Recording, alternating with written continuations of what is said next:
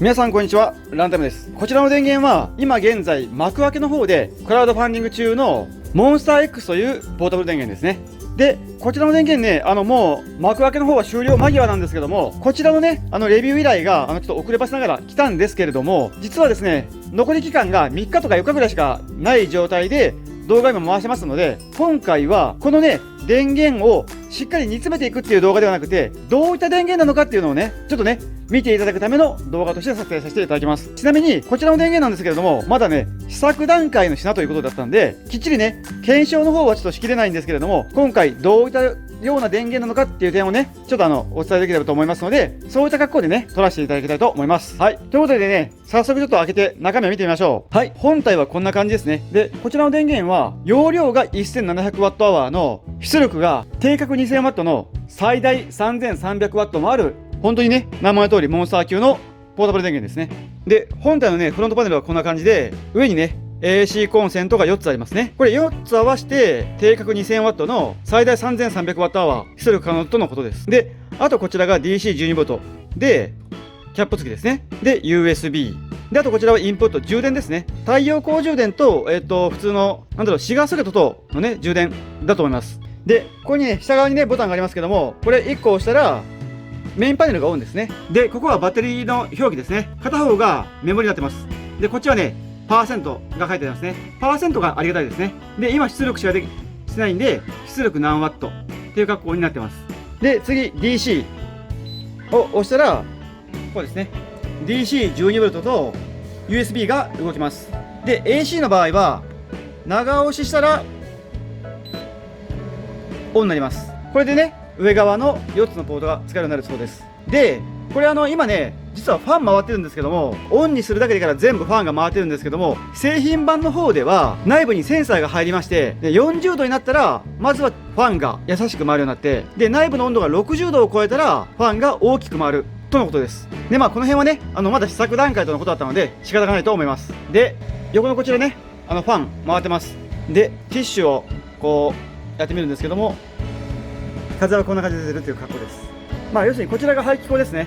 で、逆にこちらがね、吸気口になってるんで、こんな感じで、張り付いてしまいます。で、裏はね、こんな感じでから AC コンセントをつなげる線が開いてます。シンプルですね。で、続いてね、付属品なんですけども、こちらケーブルですね。本体のね、後ろに直接挿す格好です。で、現在ついてないんですけども、こちらの電源はですね、バージョンアップをされることになってて、このね、シガーソケットによるね、走行充電が可能になるとのことです。ですんで、それ用のソケットですかね、シガーソケットもついてくるらしいんですけども、こちらはまだね、試作段階の製品だったので、ついてきていませんでした。で、こちらはね、マニュアルですね。これ、ちゃんとね、日本語マニュアルなんで、中もしっかり書いてあって、間違えることがね、なさそうです。ということで、本体の付属品、これ、標準構成ではこの状態なんですけども、実はですね、別売りのソーラーパネルを購入した場合には、また付属のね、ケーブルがつくようになっておりまして、一つはですね、MC4 からこのタイプに変換するケーブルですね。本体のね、ここに接続して充電を行います。で、もう一種類が、これですね、MC4 からアンダーソンっていうんですかね、今、最新のプラグですね、に変換するケーブルがあります。ですね、ここにね、挿して、充電できるとのことです。で、充電速度に関しましては AC ケーブルによるね、充電は約 400W で充電可能とのことです。ですね、ちょっと試してみましょう。裏に接続して、こうですね、接続すると、見えますかね、こちらはね 373W って出てますね。ですね、本体側にはね 373W で充電されているようです。だからこの電源がですね 1700Wh ですので、約5時間で満タンになるということですよね。かなり早いです。で、ちなみにシガーソケットによる DC 充電並びにソーラーパネルのね、充電に関しては最大 200Wh で充電できるらしいので、ソーラーパネルの場合だったら約8時間30分で満充電することがね、できるような計算になります。もちろんガンガンに晴れた状態なんですけども、という風になります。で、じゃあソーラーパネルで本当に 200W で充電できるのかっていう風に思われるかもしれませんよね。しかしですね、今回オールパワーさんよりこれソーラーパネルをね、同時に送ってきていただいております。で、こんな感じですね。これはね、1枚 100W の出力があるソーラーパネルとのことです。大きいですね。で、物はね、もうめちゃくちゃ軽いです。なんか他のパネルよりもね、相当軽いです。なんですけどもね、これパネルの裏側に足がないんですよね。ですんで発電するときには何かに立てかけるかぶら下げることでしかねちょっと充電できないタイプにはなります。太陽の向き向けるのが少しコツがいるパネルになりますね。でこちらにはケーブル出力だけですね。中にね、USB とかの接続がないんで、早く言ったらもう単純なソーラーパネルっていう格好になりますね。で今回ねこちらを3枚ちょっとお預かりしてるんで、この3枚でねちょっと外でパッとソーラー充電してみたいと思います。はい、ということでねこんな感じでソーラーパネルを設置しました。後ろにね突っ張りがないんで、もうこんな感じでちょっと今するしかなかったです。で3枚のパネルなんですけども、これ実はですね直列つなぎじゃダメらしくて、並列つなぎをしないと能力が発揮できないらしいんで、こんなやつを買ってきました。ケーブルを3本をね1本にするやつですね。並列専用ケーブルというんですかね、買ってきました。でこの分でねまずはちょっとつないでみましょう。はい、こんな感じでね接続しました。どっちがプラスでどっちがマイナスっていうのが分かるんですけども、こんな感じですね。でこれにね先ほどのケーブルもうどちらでもいいんで、こうやって接続してこんな感じでね差し込んだら、ここにね充電ワット数が現れるはずなんですけども、実はですねまだちょっと内部の方が絶好調じゃないらしくて、試作段階のものではあるので、ちょっとね今充電できないような格好になってるようです、どうやら。ですのでねちょっと充電能力がね今ちょっとお伝えできないという格好ではあります。ちなみにね空はもうめちゃくちゃいい天気なんで、発電にはねすごい適した天気ではあるんですけども、ちょっと電源の方がね今調子が悪くてちょっと充電できないとのことです。残念ですね。ですんで今回はソーラーパネルはこんな感じで接続するんだよというスタイルだけねちょっとお伝えさせていただきたいと思います。ということで、ね、ちょっと車を戻してからまたね本体の今度は出力実験の方をね行ってみたいと思います。はい、ということでねお次は本体のね出力の方を見ていきたいと思います。まずはね DC 出力から見ていきましょう。DC をねオンにしたらこんな感じでカーポートがオンになって USB もオンになります。でまずは気になる DC ポートのボルト数を見ていきましょう。よっと、お 13.2V 出てますね。バッテリー残量 62% で 13.2V なんで、かなりね優秀な数字ではないかと思います。しっかり出てます。ですんでねたけるくんの方をね接続してみましょう。はい、90W ですね。でこれからね徐々に上がっていくんだと思うんですけども、一応問題なく動いています。でお次は USB なんですけれども、今4本ね接続してタブレット、スマートフォン、あとライトと扇風機っていう格好で動かしてます。でこれちょっとねUSB 調子が悪いのかこううまく動いてくれなくて、こんな感じですね。なんとかギリギリ動きましたかね。やっぱしダメですかね。でこんな感じでねちょっとね断線勝手にしちゃってるんで、中のね機構がまだちょっとやっぱしうまくいってないような状況があると思います。でもちょっとこれね試作段階の品ではありますので仕方がないんではないかと思います。で USB とねこの部分はもう OK なんで、次は AC の方行きましょうかね。はい、まずは超電力な家電の電気式毛布からいってみたいと思います。というのもねモンスター X が到着するのは今年の12月ぐらいとなってるんですけども、その頃ってねやっぱり寒いんで、この電気式毛布がちゃんと動くのかどうかっていうのを気にされてる方も多いと思いますので、まずはねこの実験したいと思います。さしてはい、でオン。はい、最大でね消費電力 32W ですね。すごくエコですね。でこの電源が容量 1700Wh あるので55時間以上はね使い続けれるっていうケースになりますね。で電気式毛布って内部に入ってる線の温度が上がったらいっぺん電源が落ちるというか停止してから中の線が冷えるまで止まるようになるんですけども、その時にね昔の電源はこれ勝手にね AC がオフになってから電源が落ちてたんですけども、モンスター X はねそういうことがないので、夜中に急に電源が切れて朝にね寒い思いをするってことはないようになってます。はい、じゃあ次行きましょう。でねもう動くのは分かってるんで一応実験なんですけども、これはチョコット家電の赤色のやつですね。260W の消費電力の電気鍋ですね。きちんとね 260W ちょうどぐらい出てますね。優秀ですね。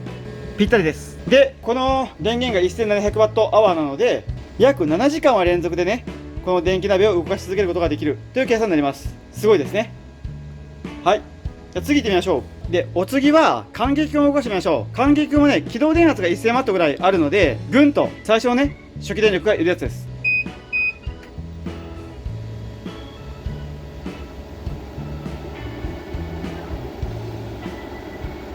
はい、問題なくね起動しました。さすがですね。この辺はね、もう全く問題なく動くようです。きちんとね、冷たい風も出てきています。じゃあもうこの分はここまでにして、次はね、よりちょっと機動電力の高い家電を動かしてみたいと思います。はい、お次はですね、トヨトミのスポットエアコンですね。これ定格が500ワットアワーぐらいあるエアコンです。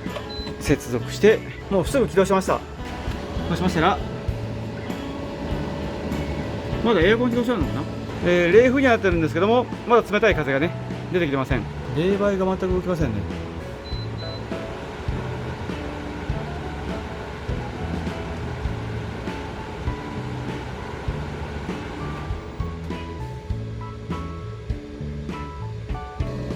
起動せずに落ちてしまいました。これはなんででしょうかね。ちょっとね、よくわからない状況です。エアコンの方が止まったような感じですね。ちょっとよくわかりませんね。もう一遍。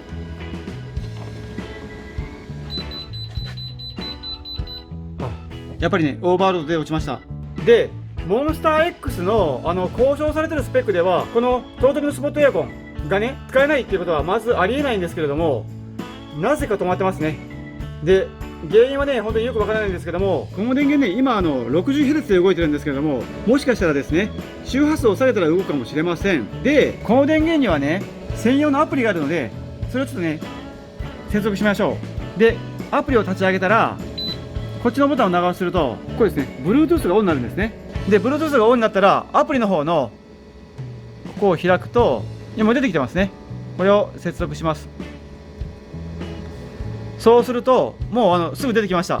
こっちのね、モンスター X の状況が、アプリ側ですぐ分かるようになります。で、こちらのアプリの方には、ここにね、バッテリー残量が出てきます。で、下側の方にはいくつかたくさん書かれてるんですけども、これがね LED ライトなんですけども、このアプリは他の電源ともね共用してるアプリのようで、モンスター X にはライトがついてないんでライト機能は使えません。で、これ 12V っていうのはねシガーソケットの部分ですね。で、ここをピッとやるとこんな感じで切り替え可能です。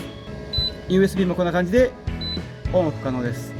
で、 AC ももちろんここで切り替えができるんですけども、周波数の切り替えはこのオンの時にこれを押すだけで 50Hz に今変わりました。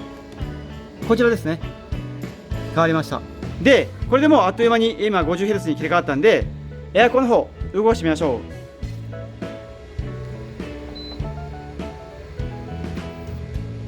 あら、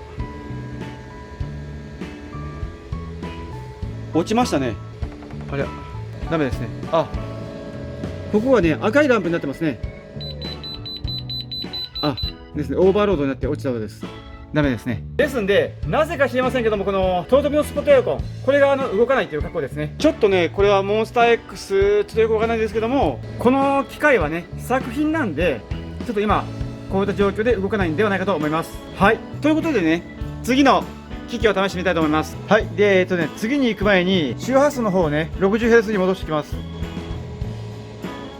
OK、 これで戻りました。簡単ですね。で、次は電気ケトルの方を行ってみたいと思います。これはですね、消費電力が 900W の電気ケトルですね。で、乗せてオン、945W になりましたね。問題なく 900W 以上で動いてますね。はい、ということでね、電気ケトルも問題なく動きます。じゃあね、次の家電行ってみましょう。お次は IH クッキングヒーターを試してみましょう。これはアイリスオーヤマのクッキングヒーターですね。定格出力が 1000W まであるタイプのものです。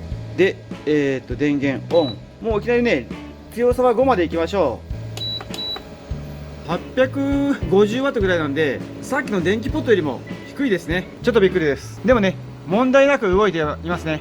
IH クッキングヒーターも無事動きました。次行ってみましょう。で、お次は電子レンジですね。この電子レンジは定格出力が 1100W、まあ最大が 1100W ぐらいのやつですねっていう電子レンジです。で、もう出力はね最大にしましょう。あとタイマー回します。いきます。問題なく動いてますね。 1200W ぐらいまでいきました。全く問題なく動いてます。こんな感じですね。はい、3分間回しますが無事回っているようです。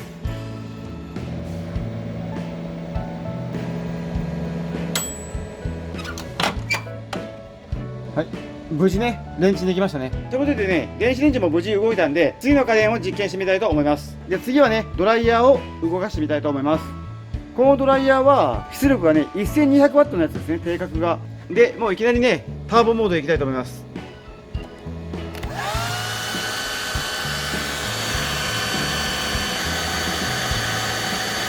1200W を超えましたね。でも問題なく動いてます。すごいですね。切ります。ということで、ドライヤーも問題なく動きました。なんですけどもね、ちょっとね、あともう1個だけ、うちにあるめちゃくちゃ電力を食うね、家電を出してみたいと思います。はい、最後はこれですね。ヒーターですね。何ヒーターというのかちょっとごめんなさい、わからないんですけども、ヒーターです。で、こちらのね、消費電力は 1200W ですね。相当高いです。なんかでも 1500W ぐらい見たことがあるんで、あれなんですけども、一回試してみましょう。はい、ではね、実験してみましょう。上のパワーをオンにします。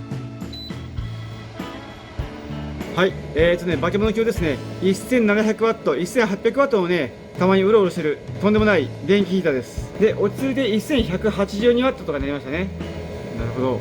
ですね、もう、今ね、めちゃくちゃ熱い風出てきてるんですけども、問題なく、こちらも動くということが分かりました。で、今 1157W ぐらいなんですけども、最後にね、本当に 2000W ぐらい出せるのかっていう部分をちょっと試してみたいと思います。はい、ということでね、こんな感じで接続しました。こちらには電気ヒーターをつなげてます。でこちらには IH クッキングヒーターをつなげました。でこの分を両方同時に使えば約 2000W までいくと思いますので、本当に 2000W の出力ができるのかどうかを試してみたいと思います。いきます。最大火力の5にしました。1994、2000超えました。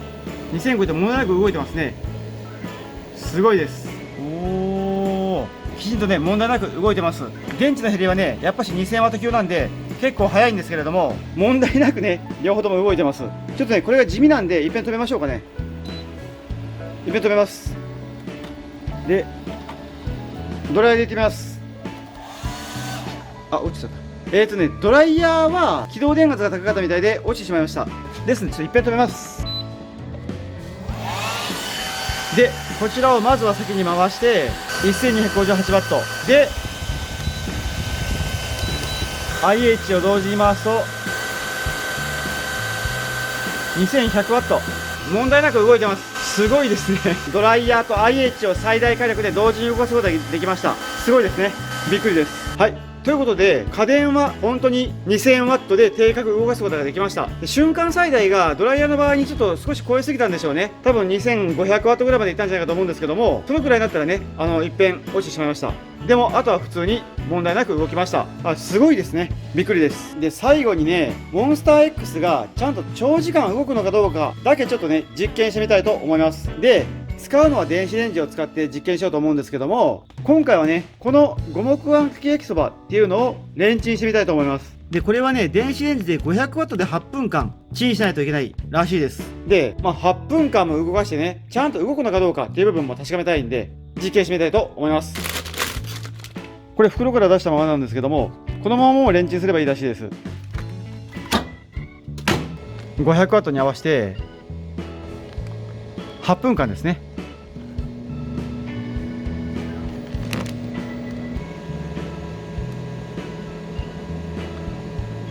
1000W から 30W ぐらいまでを、これはうろうろするタイプの電子レンジです。マックスで 1200W でこんな感じですね。全く問題なく動いてますね。ちなみになんですけども、この電子レンジは 60Hz の電子レンジなんで 60Hz で動かしています。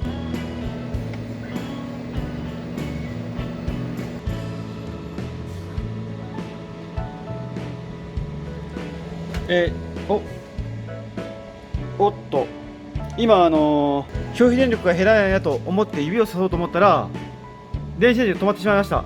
で時間はですね4分30秒ぐらいですかね。8分間して4分30秒で止まってしまいました。はい、こんな感じですね。何かしらのオーバーロードがあったみたいな感じがします。別に1200W しか使ってなかったんで 2000W 定格 2000W を超えてなかったんですけども、ちょっと止まってしまいましたね。はい、であともう一遍ねオンしましたんで、これずっと回ってくれると思いますんでしばらく様子を見ましょう。こちらのねパーセントの表示が全く変化なしですね。ちょっとバッテリーの残量表示が甘いのかもしれません。また止まってしまいましたね。先ほどからね2分ほど経過した時点でまた止まってしまいました。はい、仕方ないですね。もう一遍あと2分ですのでね、しっかり回ってもらいたいと思います。はい、最後の2分間はね、無事回りました。あちあち、熱々ですね。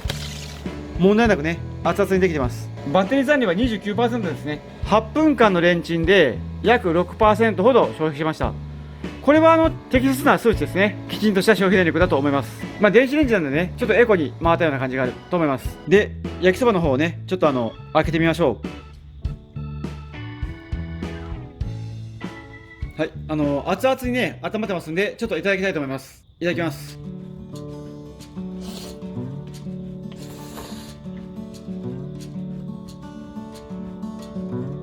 しっかり温まってます。美味しいです。僕この分食べるの初めてなんですけども、めちゃくちゃ美味しいです。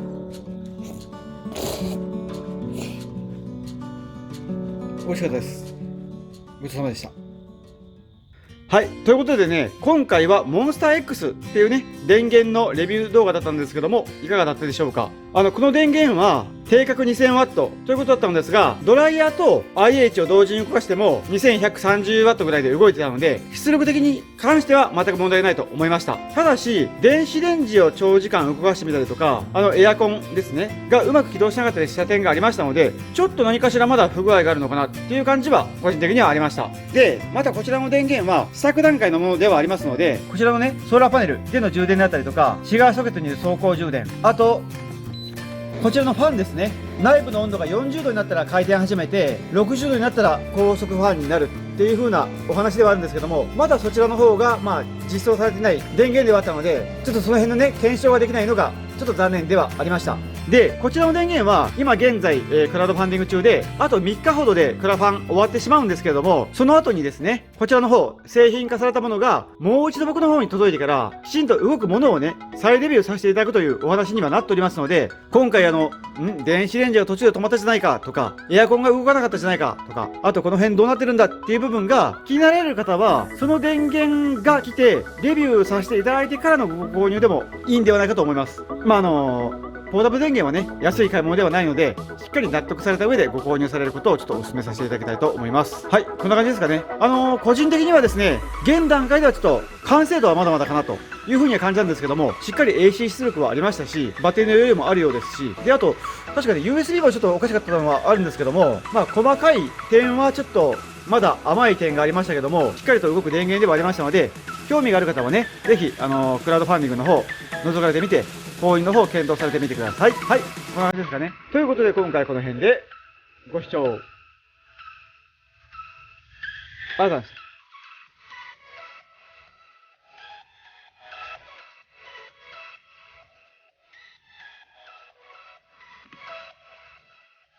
出力してみると、135W ですね。